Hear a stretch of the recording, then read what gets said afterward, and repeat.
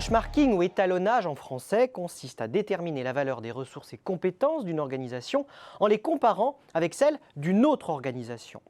En effet, toutes les organisations ne sont pas également pourvues en matière de ressources et compétences. Or, cette dotation en ressources et compétences, que l'on appelle la capacité stratégique d'une organisation, lui permet de plus ou moins bien maîtriser les facteurs clés de succès de son environnement et constitue donc le socle de son avantage concurrentiel. Comparer cette capacité stratégique avec celle d'autres organisations peut donc permettre de se positionner par rapport à elles. Cette comparaison peut aussi être une source d'innovation particulièrement fructueuse. On distingue généralement 4 niveaux de benchmarking. Le premier niveau de benchmarking consiste à se comparer à soi-même dans le passé. Il s'agit, en suivant l'évolution d'un jeu d'indicateurs, de déterminer si l'organisation s'améliore, par exemple en matière de satisfaction client, de temps de développement, de nouvelles offres ou de productivité. Il s'agit avant tout de mesurer des progrès. Le deuxième niveau de benchmarking consiste à comparer les niveaux de performance des différentes sous-parties d'une même organisation afin de déterminer si les ressources et compétences dont bénéficient les unes peuvent être transférées aux autres. Il s'agit avant tout de partager une capacité stratégique. Le troisième niveau de benchmarking consiste à comparer les ressources et compétences d'une organisation avec celles de ses concurrents.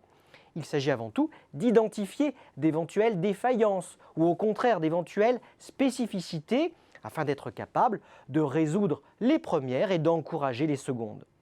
Enfin, le quatrième niveau de benchmarking consiste à comparer les ressources et compétences d'une organisation avec celles des meilleures, toutes industries confondues.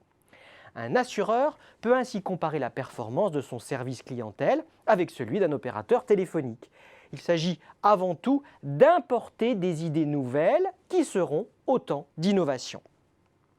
Le benchmarking est une démarche utile qui permet de mieux connaître la capacité stratégique d'une organisation et donc de comprendre comment améliorer sa performance.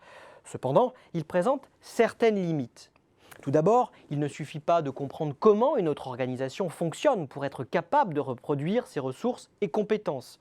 Celles-ci sont parfois difficiles à maîtriser, voire impossibles à reproduire, notamment lorsqu'elles reposent sur une culture spécifique ou une histoire particulière. Deuxièmement, si toutes les organisations d'une même industrie s'étalonnent les unes par rapport aux autres, leur capacité stratégique risque de s'uniformiser. Si leurs ressources et compétences convergent, la différenciation sera plus difficile et la concurrence risque de se focaliser sur les prix au détriment des marges. Trop de benchmarking peut ainsi nuire à la différenciation. Ce risque d'uniformisation au sein d'une industrie est surtout valable pour le troisième niveau, la comparaison entre concurrents, alors que la quatrième, la comparaison avec les meilleurs, toute industrie confondue, permet justement de s'en écarter.